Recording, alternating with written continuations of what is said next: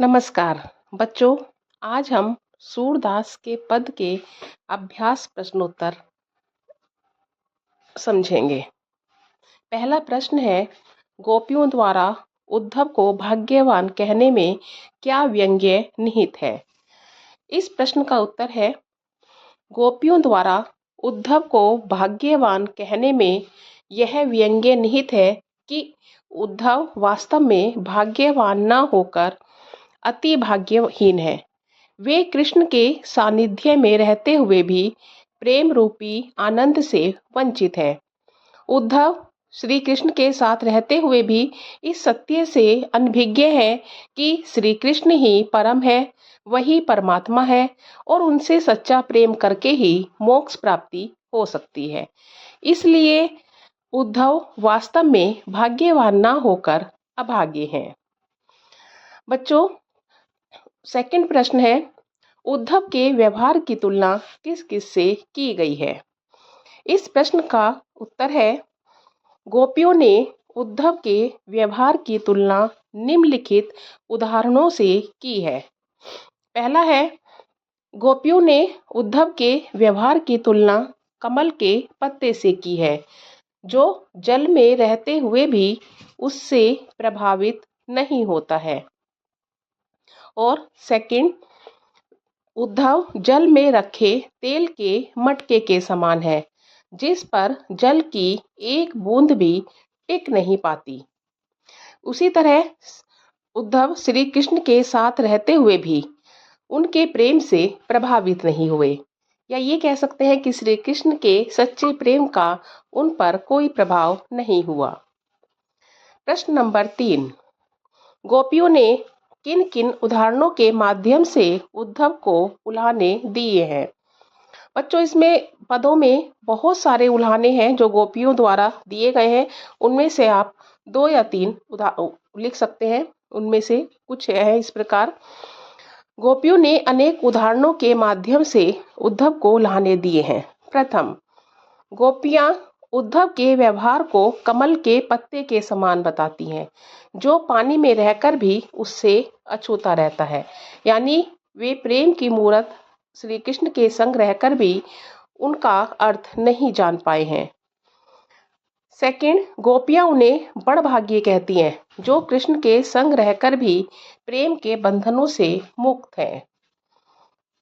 तीसरा, गोपियों के अनुसार श्री कृष्ण ने प्रेम की मर्यादा भुला दी है, इसलिए वे अब धैर्य नहीं धारण कर सकती। प्रश्न नंबर 4, उद्धव द्वारा दिए गए योग के संदेश ने गोपियों की विरहाग्नि में घी का काम कैसे किया? इस प्रश्न का उत्तर बच्चों सेकंड पद में से है, गोपियां श्री कृष्ण के आने की आशा में बहुत बेचैन थी। वे एक एक दिन गिन रही थीं और अपने तन मन की व्यथा को चुपचाप सहती हुई कृष्ण के प्रेम रस में डूबी हुई थी। परंतु श्री कृष्ण ने स्वयं न आकर योग का संदेश देने के लिए उद्धव को भेज दिया। अब विरह की अग्नि में जलती हुई गोपियों को जब उद्धव ने कृष्ण की को भूल जाने और योग साधना का संदेश दिया, तब गोपियों की विरह वेदना और भी बढ़ गई। इस तरह उद्धव द्वारा दिए गए योग संदेश ने गोपियों की विरह अग्नि में घी का काम किया।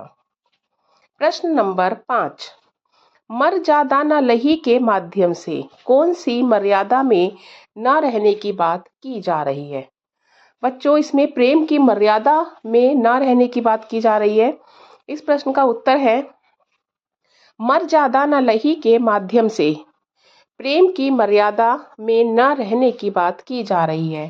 प्रेम की मर्यादा का अर्थ है दूसरे के प्रेम के बदले प्रेम देना, परंतु श्री कृष्ण गोपियों के प्रेम के बदले प्रेम न देकर योग संदेश भिजवा रहे हैं, इसलिए गोपियां भी अब धीरज नहीं धारण कर सकती। प्रश्न नंबर 6, कृष्ण के प्रति अपने अनन्य प्रेम को गोपियों ने किस प्रकार अभिव्यक्त किया है? इस प्रश्न का उत्तर है, गोपियों ने श्री कृष्ण के प्रति अपने अनन्य प्रेम को विभिन्न प्रकार से दिखाया है।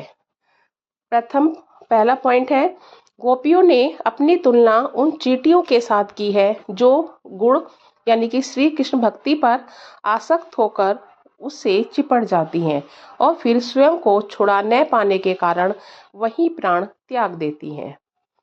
सेकंड है, उन्होंने खुद को हारिल पक्षी और श्री कृष्ण को लकड़ी की भांति बताया है। जिस प्रकार हारिल पक्षी लकड़ी के बिना उड़ नहीं सकता, वैसे ही गोपियां श्री कृष्ण के बिना रह नहीं सकती। गोपियों ने भी मन, कर्म और वचन से कृष्ण को अपने हृदय में दृढ़ता पूर्वक बसाया हुआ है। अगला पॉइंट, सोते जागते सपने में दिन रात गोपियां सिर्फ कान्हा कान्हा जपती रहती हैं। प्रश्न नंबर 7, गोपियों ने उद्धव से योग की शिक्षा कैसे लोगों को देने की बात कही है। इस प्रश्न का उत्तर है, गोपियां योग को पूरी तरह से नकार देती हैं और योग के विपक्ष में क्या क्या तर्क देती हैं। गोपियों ने योग की शिक्षा ऐसे लोगों को देने की बात कही है जिनका मन चंचल है और इधर उधर भटकता है। उद्धव अपने योग के संदेश में मन की एकाग्रता का उपदेश देती हैं, परंतु गोपियों का मन तो कृष्ण के अनन्य प्रेम में पहले से ही एकाग्र है, इसलिए योग साधना का उपदेश उनके लिए निरर्थक है और योग संदेश तो उनके लिए है जिनका मन स्थिर नहीं है। योग संदेश सिर्फ चंचल मन वालों के लिए ही उचित है। प्रश्न नंबर 8, इन पदों के आधार पर गोपियों का योग साधना के प्रति दृष्टिकोण स्पष्ट करें। उत्तर है, गोपियां योग साधना को निरर्थक व नीरस बताती हैं। उनके अनुसार यह उन लोगों के लिए है जिनका मन अस्थिर है, परंतु गोपियों का हृदय तो श्री कृष्ण के लिए स्थिर है। वे उनकी भक्ति में पूरी तरह से समर्पित हैं। गोपियां योग मार्ग को कड़वी ककड़ी के समान बताती हैं और गोपियां योग मार्ग को ऐसी बीमारी बताती हैं जो ना देखी, ना कभी सुनी और ना किसी को भोगते देखा। प्रश्न नंबर 9, गोपियों के अनुसार राजा का धर्म क्या होना चाहिए। बेटा, ये प्रश्न इस तरह से भी आ सकता है कि गोपियों को राजधर्म क्यों याद दिलाना पड़ा, या गोपियों के अनुसार राजधर्म क्या होता है। इस प्रश्न का उत्तर है, गोपियों के अनुसार राजा का धर्म या कर्तव्य है कि वह प्रजा को ना सताए और प्रजा के सुखों का ख्याल रखे। एक राजा का कर्तव्य है कि स्वयं हित त्याग कर प्रजा के हितार्थ कार्य करे और प्रजा को हर अन्याय से बचाए।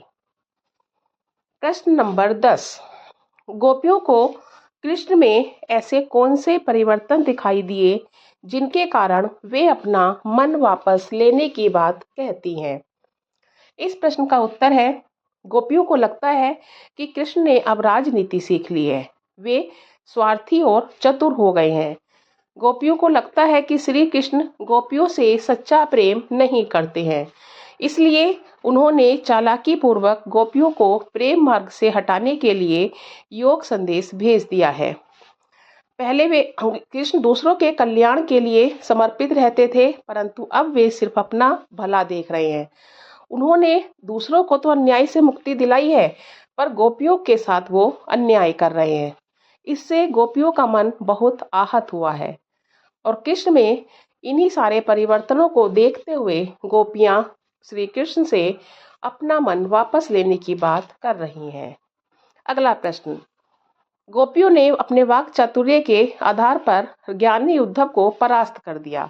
उनके वाक चातुर्य की विशेषताएं बताइए, यानी कि गोपियों के बोलने की कला की विशेषताएं। इस प्रश्न का उत्तर है, गोपियों के वाक चातुर्य की विशेषताएं इस प्रकार है। सबसे पहला पॉइंट है, गोपियां साहसी हैं। गोपियां जो है पूरी तरह से निडर है, वे उद्धव को कोसने से परहेज नहीं करती। वे उनके योग साधना के संदेश को कड़वी ककड़ी और बीमारी बताती हैं। सेकंड पॉइंट है, व्यंग्यात्मकता। गोपियों ने बड़े ही प्रभावशाली ढंग से व्यंग्य किया है। वे उद्धव को बड़भागी कह रही हैं। चूंकि वे श्री कृष्ण के साथ रहकर भी प्रेम से अछूते रहे। यह कहकर वे उद्धव का एक तरह से उपहास करती हैं। स्पष्टता। गोपियां स्पष्ट शब्दों में उद्धव को बताती हैं कि वे कृष्ण के प्रेम में पूरी तरह लीन है, इसलिए उनके योग संदेश का उन पर कुछ भी असर नहीं पड़ने वाला है। प्रश्न नंबर 12, संकलित पदों को ध्यान में रखते हुए सूर के भ्रमर गीत की मुख्य विशेषताएं बताइए। इस प्रश्न का उत्तर है, भ्रमर गीत की मुख्य विशेषताएं हैं। पहला पॉइंट, भ्रमर गीत में निर्गुण और निराकार भक्ति से ज्यादा सगुण और साकार भक्ति को ज्यादा महत्व दिया गया है। सेकंड पॉइंट, सूरदास के पद पहले गाए गए हैं और फिर लिखे गए हैं, इसलिए मनोहारी बन पड़े हैं। थर्ड पॉइंट है, भ्रमर गीत में प्रेम मार्ग और ज्ञान मार्ग के बीच द्वंद्व दिखाया गया है, जिसमें प्रेम मार्ग विजयी होता है। फोर्थ पॉइंट, भ्रमर गीत में प्रेम, शिकायत, निराशा, उपालंब, नाराजगी जैसे मनोभाव तीव्रता से प्रकट हुए हैं। नेक्स्ट पॉइंट, भ्रमर गीत की गोपियां सीधी साधी बालाएं ना होकर चंचल, तेज तर्रार और वाक कला में चतुर बालाएं हैं। नेक्स्ट पॉइंट, भ्रमर गीत में वियोग श्रृंगार रस की अभिव्यक्ति हुई है। अगला पॉइंट है, अनुप्रास, उपमा, रूपक और वक्रोक्ति जैसे अलंकारों का सहज और सफल प्रयोग किया गया है। अगला पॉइंट, भ्रमर गीत सरल ब्रज भाषा में रचित है। अब बच्चों करते हैं रचना और अभिव्यक्ति के प्रश्न। रचना अभिव्यक्ति का पहला प्रश्न है, गोपियों ने उद्धव के सामने तरह तरह के तर्क दिए, आप अपनी कल्पना से और क्या तर्क दे सकते हैं? तो इसमें बच्चों आपको अपनी कल्पना से तर्क देने हैं प्रेम के समर्थन में और योग के विपक्ष में।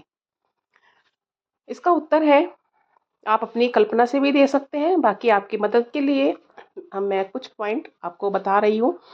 गोपियों ने उद्धव के सामने तरह तरह के तर्क दिए हैं, हम निम्न तर्क दे सकते हैं।